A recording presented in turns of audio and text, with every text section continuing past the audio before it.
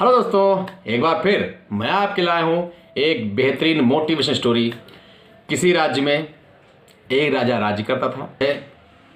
एक विदेशी आगंतुक राज दरबार में आया और महाराज को उपहार स्वरूप एक पत्थर दिया। बहुत कीमती था। राजा वो पत्थर देखकर बहुत प्रसन्न हुए और उस पत्थर से भगवान विष्णु की मूर्ति बनाकर अपने राज्य के मंदिर में स्थापना करने का विचार किया।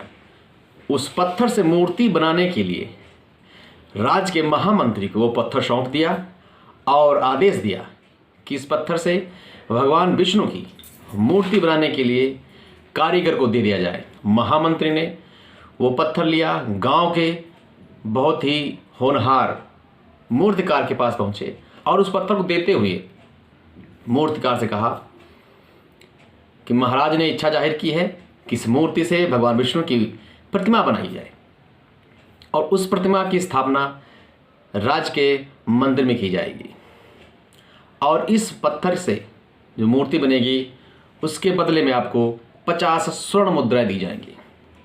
कारीगर बहुत खुश हुआ और उसने पत्थर से मूर्ति बनाने के लिए अपने औजार निकाले और काम शुरू कर दिया।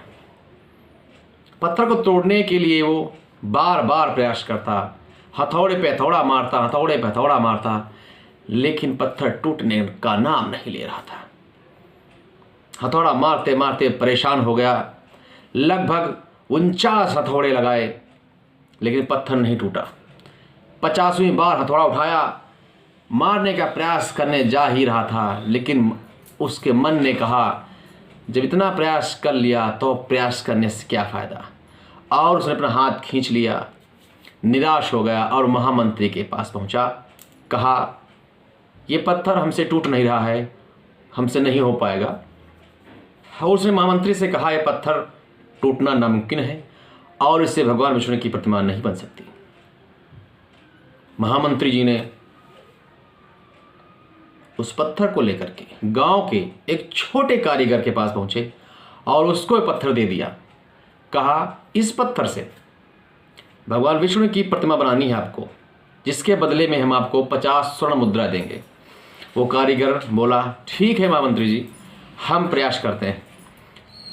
और उस छोटे कारीगर ने अपना हथौड़ा निकाला, ज्यों ही उस पर प्रहार किया पत्थर टूट गया और उस कारीगर ने मूर्ति बनानी प्रारंभ कर दी।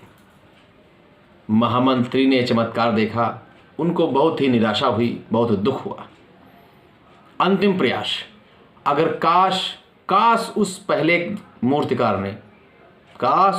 मूर्तिकार ने एक हथौड़ी और मारी होती, अंतिम प्रयास क्या होता, तो शायद ये पत्थर टूट गया होता और 50 सोने की मुद्राएं उसको मिल गई होती और 50 स्वर्ण मुद्राओं का हकदार होता।